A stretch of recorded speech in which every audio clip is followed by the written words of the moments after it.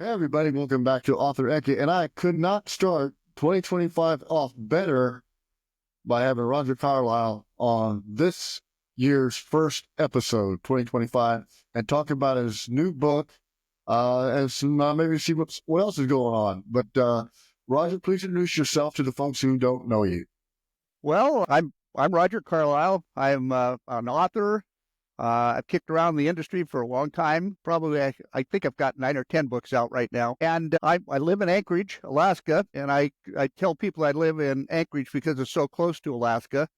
I I can literally get in an airplane and be in wilderness in 15 minutes. And I'm one of those people who use that to recharge their batteries. My background is I've spent a long time. My passion for flying began in the Navy. That didn't last very long. I lost my medical. You and I chatted about that a few months ago, Yeah. and and but managed to come to Alaska just as an excitement. I was on my way to law school. Law school didn't last very long. I fell in love with this place and stayed. And it has been really, really good to me. Although the companies I built, I've had literally offices all over the world, including, I guess, four different offices in Russia. In fact, Wow. I flew 100,000 miles one year on Aeroflot, which is like being sentenced to death. Yeah, they're not known for their safety. You're a lucky man. Well, one of the great experiences I had is a couple of pilots I was drinking with till 2 o'clock in the morning one morning. I got in the airplane the next day. The flight attendant came to find me and brought me up, and I got to fly a 370-mile leg in a Tu-154. I'd never seen one before in my life, and both pilots were so hungover that it was better that I flew. That makes perfect sense. And Perfect it hasn't sense. changed a lot. Oh, I would think that it has. That was right after the Cold War too, I'd imagine. The It was 90s. within months. Yeah, Yeah, yeah. yeah. That's crazy. So tell us about your new book that just came out, which is kind of a new genre, right? Well, no, it's not a new genre. The book is called the Dragon, the Eagle, and the Jaguar, and it is a each of the books I write is drawn from current events, politics, and the media. And the this book is drawn from what's going on our southern border. Carmen, my wife, who you know well, and I Yeah, yeah. spent. Lovely woman. We, Lovely woman, by the way. thank you. And she loved to hear that, by the way. I'll mention it. Don't tell her I said that. Just Okay. for you and me. We spend a lot of time every year in Mexico and have for decades and love that place, but it is in real trouble and much deeper trouble than the media talks about. It's much deeper than just people crossing the border and drugs and so forth. The past president, a gentleman by the name of Obrador, Mhm. had a philosophy he called hugs, not bullets, and he embraced the cartels in Mexico and really refused to crack down on them. And since then, the cartels have grown much, much stronger. And what has really been driving them is the fact that they are now, if not completely controlled, deeply influenced by China. And the Chinese now supply most of the raw materials for the drugs. They supply most of the transportation.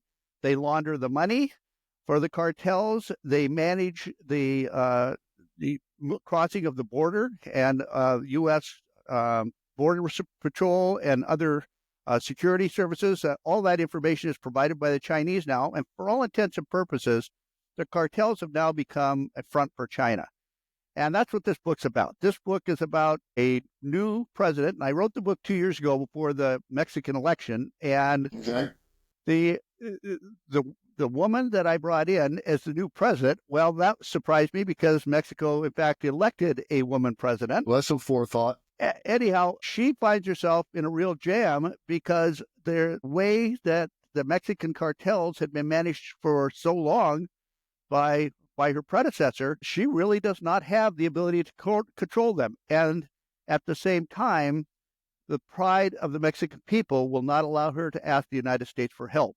So the book is all about how does she get the help that she needs, and the answer to that is a clandestine group, the same group of 2 or 3 people at the top of the last couple of Team Walker books. But in each of the books, I pieced together a team, and I don't know about you, but the smartest people I've ever known were all kind of misfits and a little out of norm. And Yeah. those are the kind of people that fit into this team. And they're geniuses in one area, but it makes for really interesting chemistry and some interesting romance along the way. They're the better dynamics. It is. And so the story is all about trying to get the help necessary so that China does not completely dominate the transportation, the drug, the cartel industry in Mexico. And the cartels now represent perhaps as much as 20, 15 to 20% of the gross national product of Mexico. Oh, So wow. trying to get rid of it is going to be extraordinarily difficult. Right? It's going to be, yeah, it's going to be really, really tough because they're ingrained, they're institutionalized almost, right? Where they are an integral part of a government that nobody elected. Or if they did, they just didn't know what they were getting. And an integral part of the economy. It's like, that for many years here in the United States, the various mafia groups, built their real wealth in private investment, investing in golf courses and hotels and so forth. Well, that's going on now in Mexico. And nobody is quite sure what percentage of Mexico the illegal activity funds right now, but it's a very large percent. That's what, Russia did that in London. Russia did that in London. They do it in Malta, I think, right? And a lot of these Mediterranean and European countries, that's what they did. The oligarchs, that's what they went out and bought these things up. Yep. Well, the fascinating thing about this book, the thing that made it so much fun to write, is the kind of characters that you could put into a book like this include, the very sophisticated Chinese business people, a woman president of Mexico who Mexico has a tendency to embrace intellectual and leftist politics anyway. So, Yes. and I wrote the character as that, and the woman who was elected is that. But it also includes some of the old line cartel guys who are just tough guys. And even internally, they're in trouble because they're losing control of the companies or the organizations that they built. And Mexico is really unique in that they embrace their banditos. They always have. Yes. So trying to find some way to wean that country of this is a really interesting intellectual exercise. And we came pretty close to showing a pattern on how to do that in the book. But the most important thing is it's just a great thriller read. So how do you build your characters? Because you have multiple, you have, I guess Chinese characters, you have Mexican characters, you have American characters, and they all have to be dynamic. They have to, like you said, you built a team that, they never would have thought working together, but they had to. That would become a cohesive, very productive team in the book. How do I build the characters? Actually, I'm old enough now and I've traveled the world. I've had business interests all over the world. Almost every character in my books is drawn from somebody who I've known. That's what I was about to ask you. A lot of writers are that. They're amalgamation of people that they've met. And this book is that way. As I said, some of the smartest, most intellectually challenging people I've ever met in my life are also the oddest people. Right. And that makes for a really interesting character when you're trying to find a smart group of people to solve a problem. The politicians that I've known, some were really, really bright and capable people. Some were just selfish. And, it's easy to put both of those people into a book like this. The people that I've known out of the intelligence community, this is not America sends a Navy SEAL team down to shoot it up. Okay. Right. This is all about trying to help the Mexican military, and the one group in Mexico that is fairly above reproach is the Navy Marines. and the Marine Corps. Yeah. Yeah.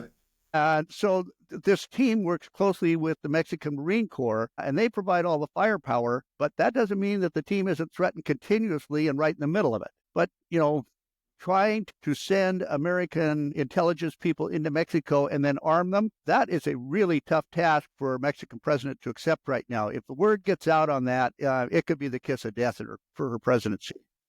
Well, yeah, they don't particularly care for an invasion the way that they perceive it, right? And it's amazing when you said that, the Mexican government normally is leftist intellectuals, all this, but that's completely opposite of the people.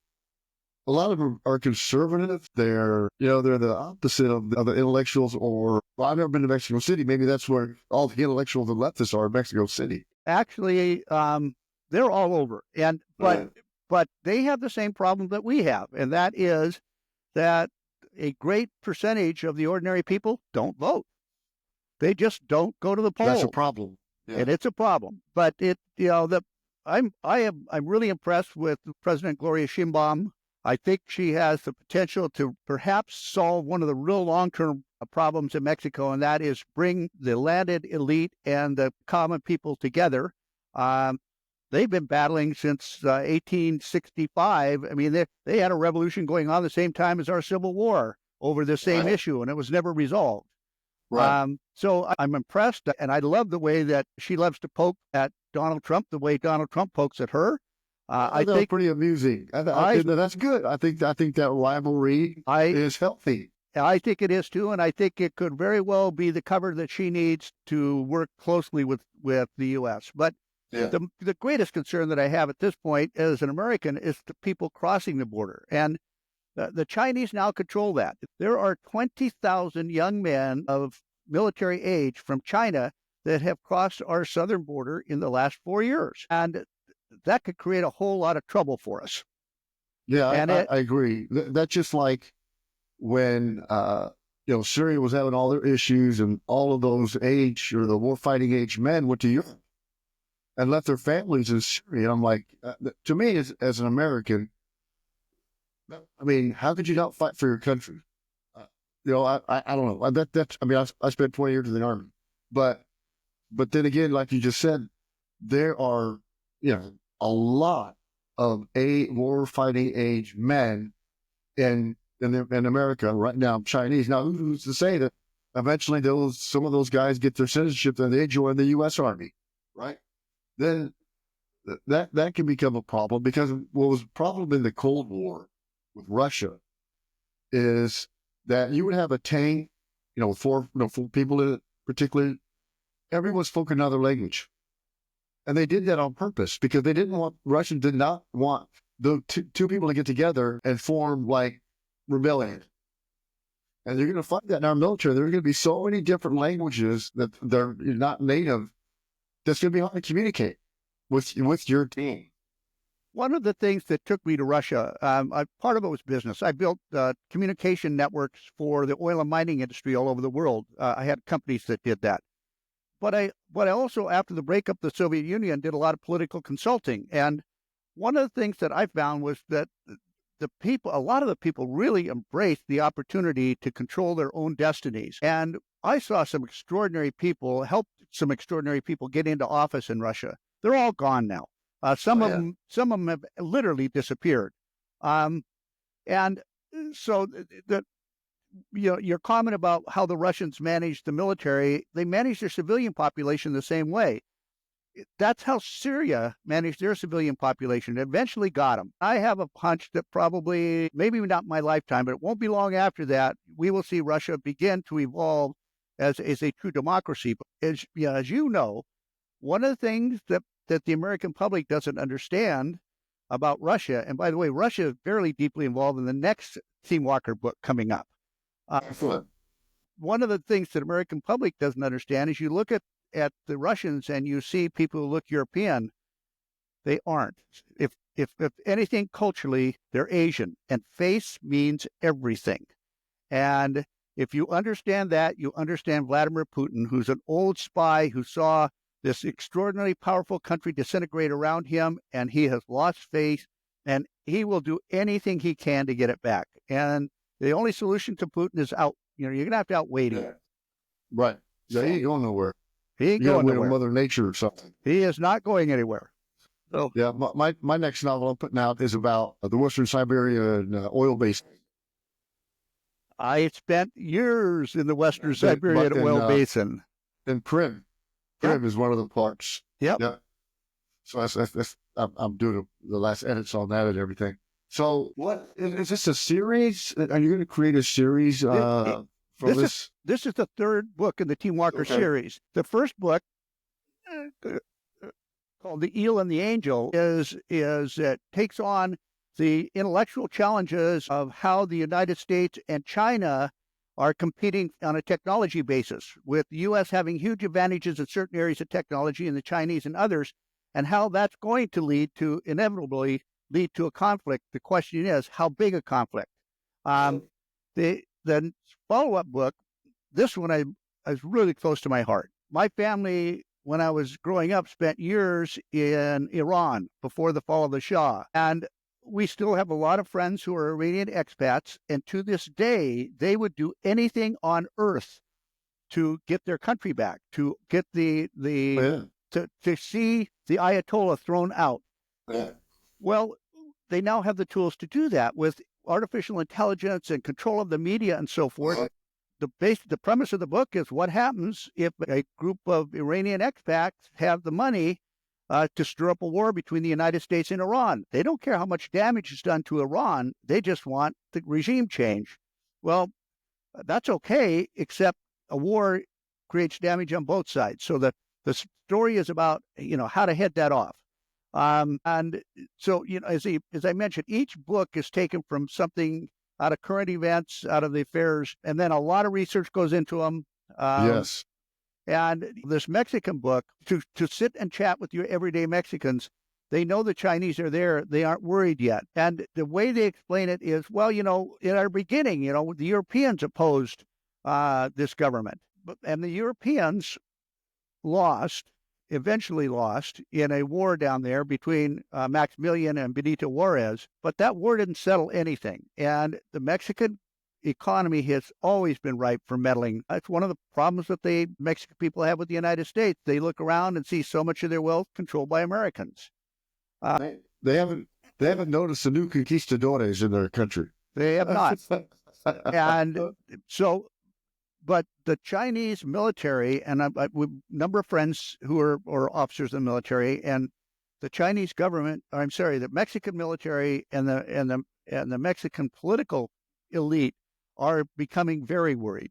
But they've got a real problem. I mean, the roots are deep now, and just like what happened in Colombia, it could take almost a collapse of the entire society to root it out. Right. But if they don't do it, we will have a Chinese colony on our southern border. That'd be terrible. I mean, I love Chinese folks. I mean, the people are great. Very, very cool. Awesome people. The people are great all over the world. Shaky. Yeah, a little shaky. Yeah. Government screws it up. Yeah. Yep. That's what screws up countries, the government, not the people. That's right. But the book, The Dragon, the Eagle, we're getting rave reviews on the book. And the thing that we're hearing from people over and over is, first of all, it's got a great love story in it. It's actually got two, but it shows how you can cooperate. And more important than that, the book is the kind of story that when you pick it up, you start reading it. I don't like to be led by the nose through a book. When you're one of four book, one of the things I loved about that book, I could put it down after a chapter and think about what I read. Well, this book is designed the same thing. After every 3 or 4 chapters, I'd like to think that the readers are going to sit and pause and say, what did I just read? What is important about that? And that's what I'm hearing from the people who read it. So they didn't read it in one sitting. They read it in 3 or 4 sittings because they like to ponder what they were reading. Yeah. Makes it affords an emotional kind of a book. Oh, it's a roller coaster. Yeah. Yeah. I love writing that. So what's on the horizon?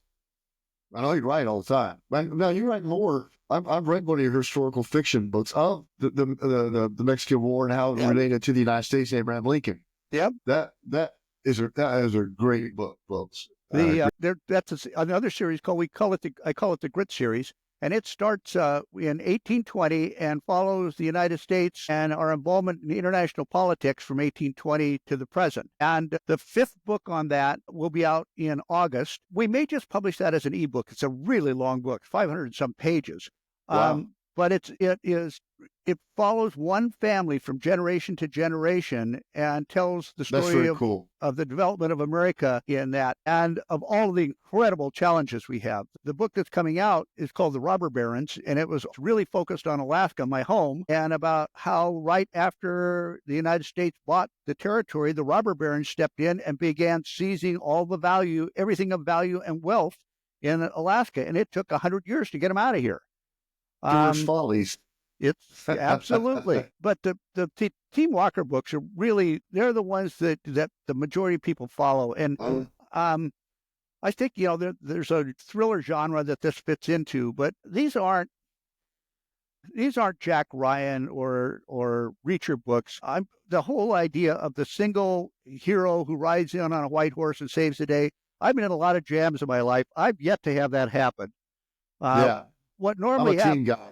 Yeah, what happens is the people that are affected pull together and figure out how to solve the problem. Well, that's the kind of thriller book that I like. And at the end of my book, you never know. I mean, there might be 5 or 6 people in Team Walker, or 7 or 8 by the end of the book.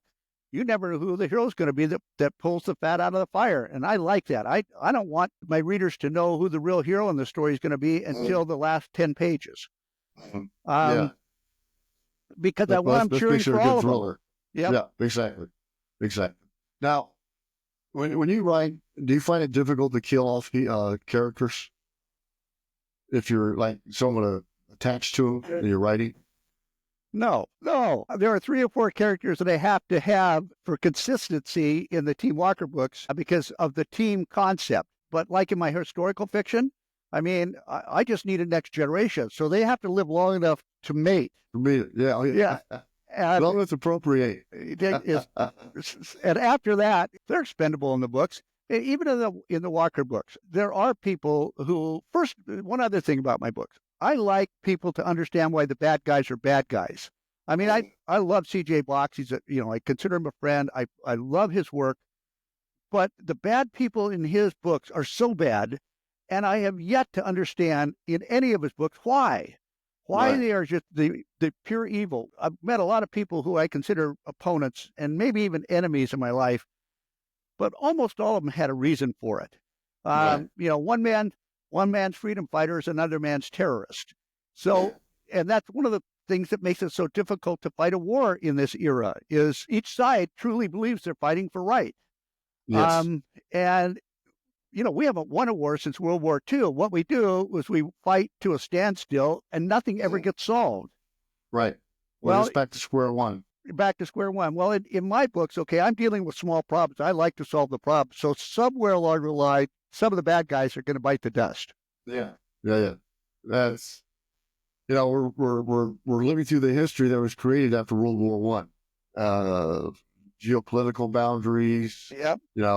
And we're fighting, and we'll go back and do it again. In whatever years.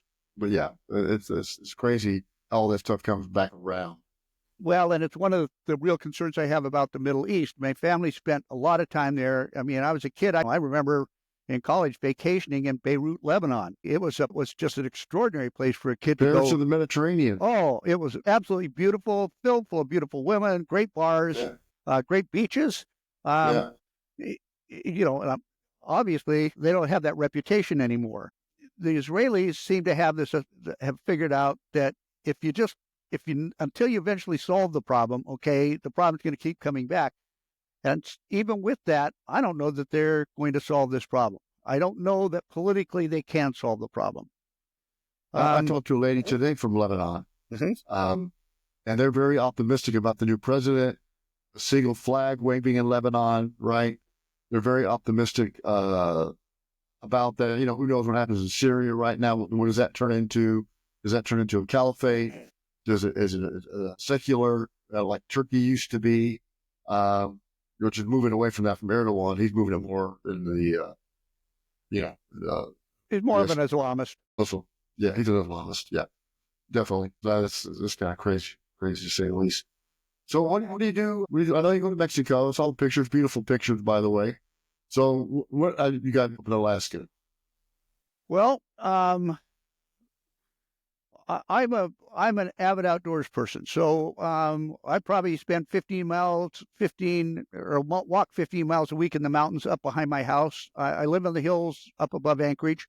Um, when the weather is at all decent, we fly. We have a little log cabin that's 170 miles from Anchorage by air on a crystal clear river that flows into a lake that's just slightly larger in the state of Rhode Island.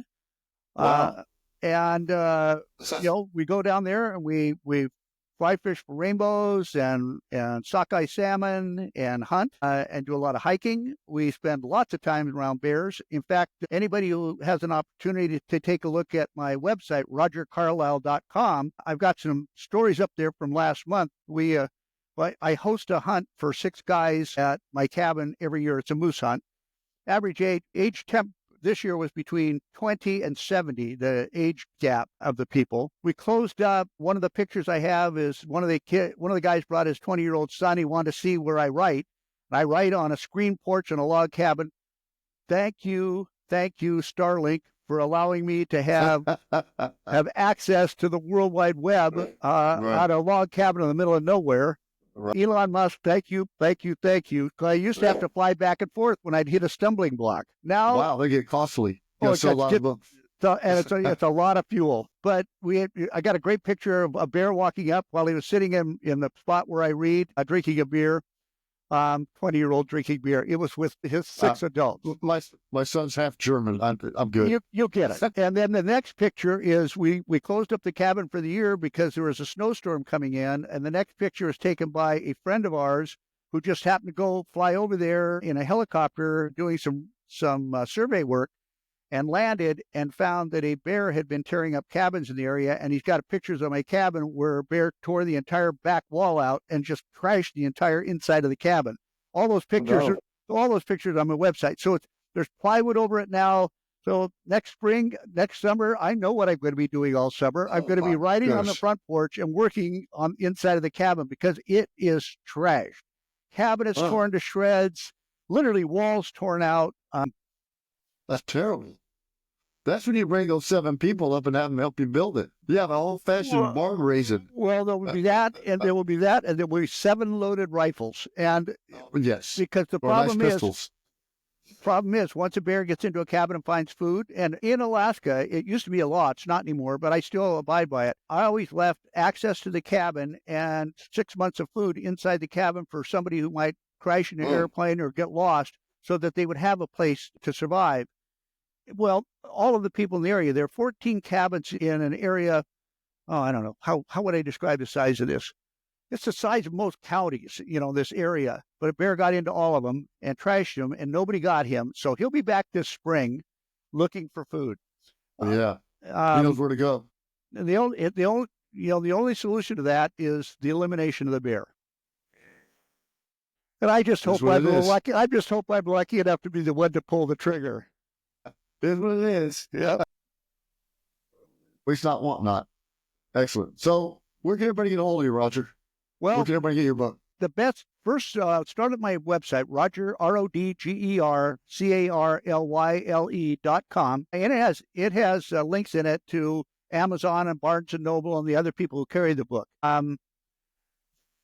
In the last 7 or 8 months, and I don't know if this tracks with what you're seeing, but Barnes and Noble's come roaring back in terms of carrying the book and marketing the books. But Amazon's been really good to me over the years. Either of those are great places to begin. Right. Yeah, I think Amazon, or I think Barnes and Noble's coming back, even from a brick and mortar perspective. Yes. They built one here in the town I live in, Allen. I've had a couple book signings there. I'm actually going to have a book launch into March for my new thriller. And great crowds. I mean, I think they're figured a sauce out that people like to hold stuff before they buy it. Well, and I'm a big fan of paper books. I like opening up a book with a cover and sheets and pages inside of it, and I think Barnes and Noble has got a huge advantage there.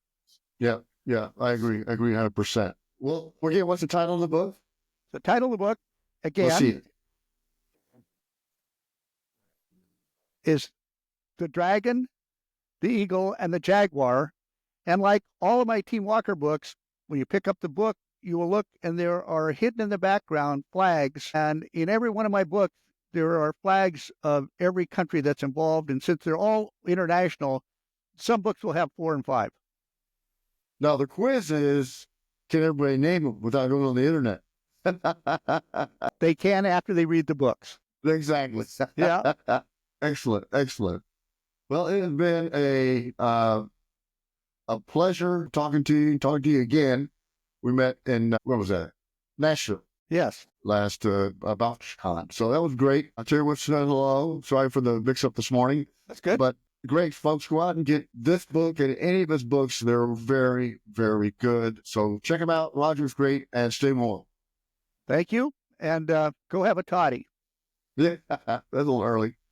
It's early for us. It's what? It's 9:07. So yeah, it's 11, 12 o'clock. Okay, well, it's almost noon somewhere. Oh, it's 5 o'clock. I think in Iceland. So I think we might be good to go. Perfect. All right. Nice seeing you again, Travis. All right, bye-bye. Bye.